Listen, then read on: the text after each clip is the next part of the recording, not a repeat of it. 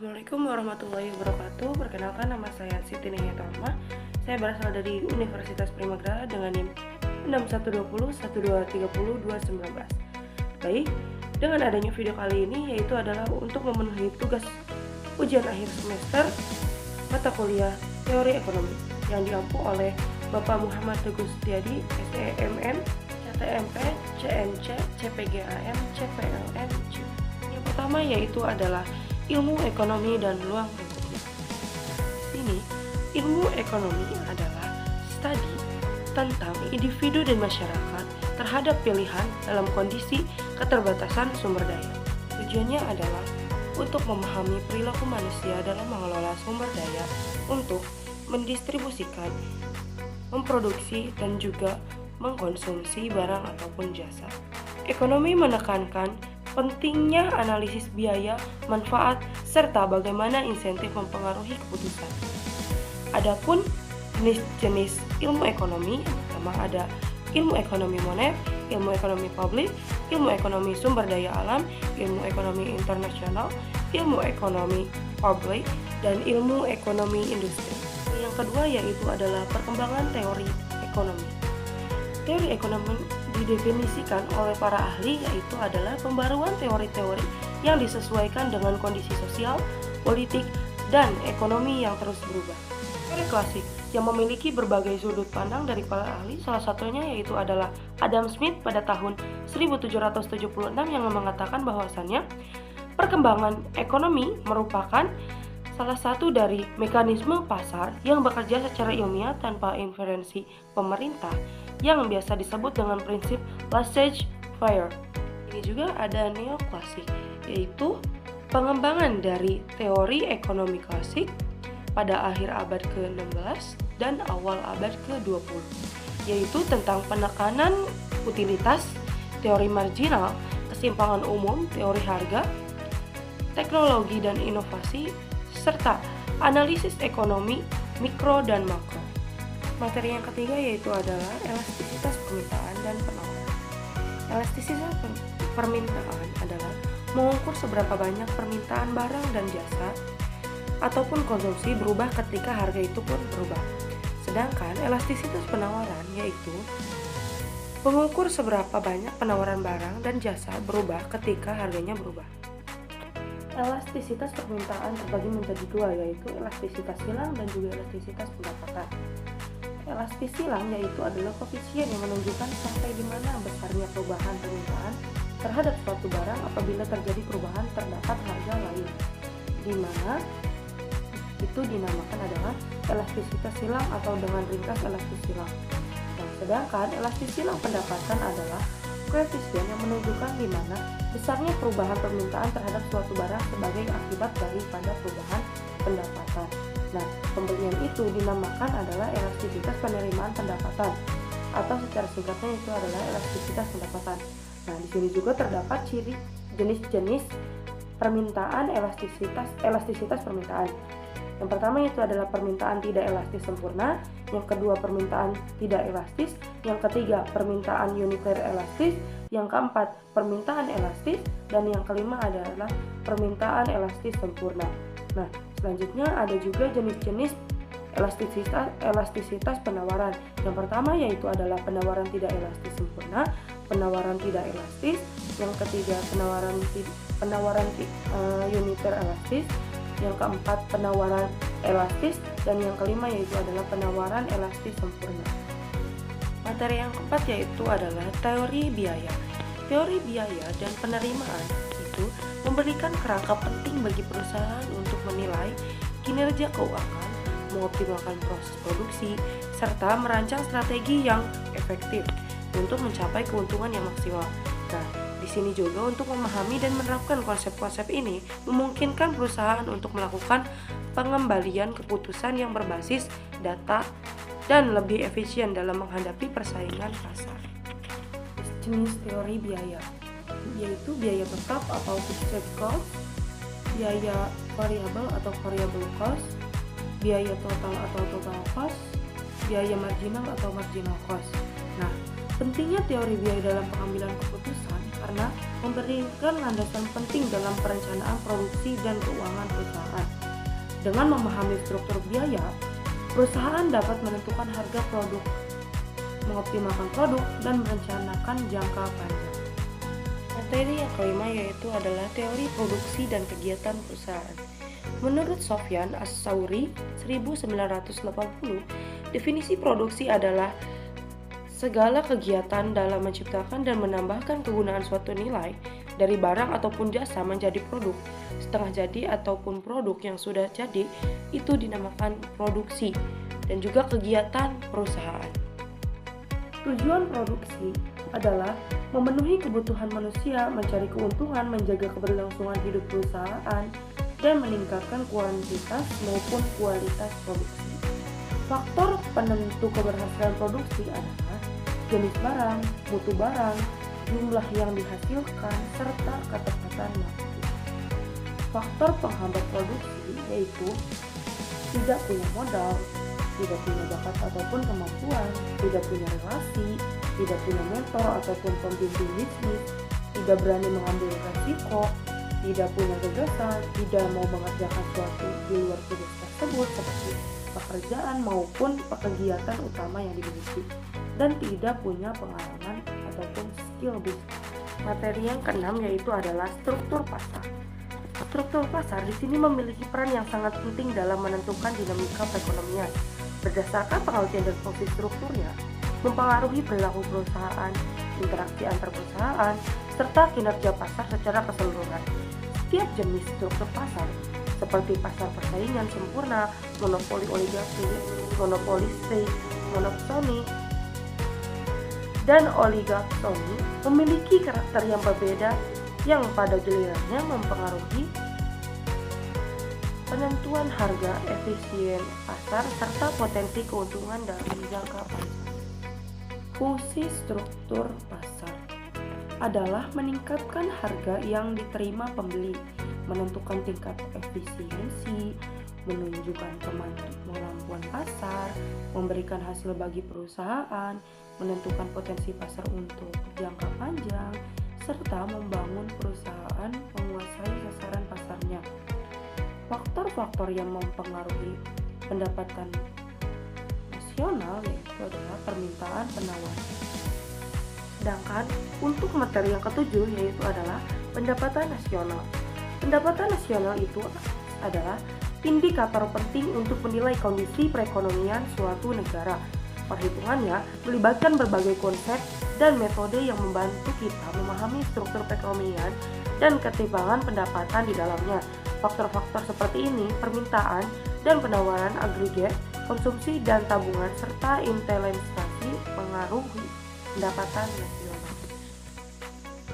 Faktor-faktor yang mempengaruhi pendapatan nasional adalah permintaan penawaran agregat, konsumsi dan tabungan, serta investasi. Jenis-jenis pendapatan nasional yaitu adalah produk domestik bruto atau GDP, produk nasional bruto atau GNP, produk nasional neto atau NNP. Metode perhitungan pendapatan nasional yang ada 3. Pertama yaitu adalah metode produksi pendapatan nasional, dihitung sebagai total nilai tambah dari barang dan jasa yang dihasilkan oleh seluruh sektor ekonomi di suatu negara. Yang kedua, metode pendapatan. Pendapatan nasional dihitung sebagai total pendapatan yang diterima oleh seluruh sektor ekonomi di suatu negara dalam periode tertentu. Nah, yang ketiga yaitu metode pengeluaran. Pendapatan nasional dihitung sebagai total pengeluaran yang dilakukan oleh seluruh sektor ekonomi. Untuk materi yang ke-8 yaitu adalah persaingan monopolis. Nah, persaingan monopolis di sini menunjukkan bahwa pasar ini ditandai oleh banyaknya produsen yang menawarkan produk berbeda-beda, memungkinkan diferensiasi yang mempengaruhi keputusan konsumen. Kelebihan pasar ini termasuk variasi pilihan bagi konsumen. Untuk bentuk persaingan monopolis yaitu diferensiasi produk, lokasi yang strategis, perbedaan layanan, promosi dan iklan, serta harga dan diskon. Ciri-ciri dari persaingan monopolis yaitu adalah banyaknya penjual dan pembeli, diferensiasi produk, kekuatan harga terbatas, promosi aktif, serta hambatan masuk rendah. Nah, fungsi dari persaingan monopolis yaitu adalah mendorong inovasi dan kreativitas, memberikan pilihan kepada konsumen, meningkatkan persaingan yang hebat, serta mendukung peran branding. Selanjutnya yaitu materi yang ke-9, yaitu pasar bebas dan kebijakan pemerintah. Nah, pasar bebas ini merupakan sistem ekonomi yang memungkinkan transaksi dan jasa yang berlangsung tanpa intervensi yang signifikan dari pemerintah dalam pasar. Bebas harga ditentukan oleh mekanisme pasar, persaingan berjalan dengan sehat dan alokasi sumber daya lebih efisien. Nah, kebijakan pasar bebas yang dijalankan dengan tepat dapat membawa keuntungan bagi perekonomian, tetapi memerlukan pengawasan yang harus cukup harus tepat untuk mencegah penyalahgunaan oleh pihak-pihak tertentu yang merugikan publik. Proses dan penerapan pasar bebas yaitu penghapusan tarif dan pajak impor, privasi dan deregulasi, penguatan persaingan dan anti monopoli, penciptaan lingkungan bisnis yang stabil, serta pengaturan standar keamanan dan kualitas. Nah, peran kebijakan pemerintah dalam pasar bebas ini yaitu adalah regulasi persaingan sehat, penyedia infrastruktur dan jaminan keamanan, serta penyelesaian konflik serta pengambilan standar yaitu kualitas. Nah, untuk materi yang ke-10 yaitu adalah kebijakan fiskal. Kebijakan fiskal dan moneter saling berkaitan dan penting untuk menjaga stabilitas ekonomi makro, terutama dalam menghadapi tantangan globalisasi dan kondisi ekonomi yang berubah-ubah. Kebijaksanaan fiskal yang ekspansif tanpa dukungan kebijakan moneter yang tepat dapat menyebabkan inovasi. Sedangkan kebijakan moneter yang ketat dalam kondisi ekonomi yang lemah dapat memperburuk kontraksi. Oleh karena itu, kerjasama antar pemerintah dan bank sentral sangat diperlukan untuk memastikan keadaan kebijakan ini saling mendukung satu sama lain. Yaitu materi yang ke-11, yaitu perekonomian terbuka. Nah, perekonomian terbuka ini adalah sistem ekonomi yang melibatkan interaksi dengan dunia luas melalui perdagangan internasional, investasi, dan arus modal. Dalam perekonomian ini, negara beroperasi dalam sistem yang tidak hanya terbatas pada kegiatan ekonomi domestik saja, tetapi juga hubungan ekonomi antar sesama, yaitu di perdagangan internasional, investasi, dan juga arus modal yang telah dilakukan itu. Beberapa alasan memicu perdagangan internasional, perbedaan kondisi, menghemat biaya produksi. Nah, fungsi perekonomian terbuka meningkatkan akses pasar global, mendorong aliran investasi asing, diferensiasi sumber daya alam, dan sumber pendapatan. Meningkatkan transfer teknologi, memperkuat posisi geopolitik dan kerjasama internasional. Tujuan utama penerapan perekonomian terbuka yaitu adalah meningkatkan pertumbuhan ekonomi, meningkatkan kesejahteraan masyarakat, mengoptimalkan sumber daya, mengurangi ketergantungan pada pasar domestik, meningkatkan daya saing global, serta menarik teknologi dan inovasi. Nah, model-model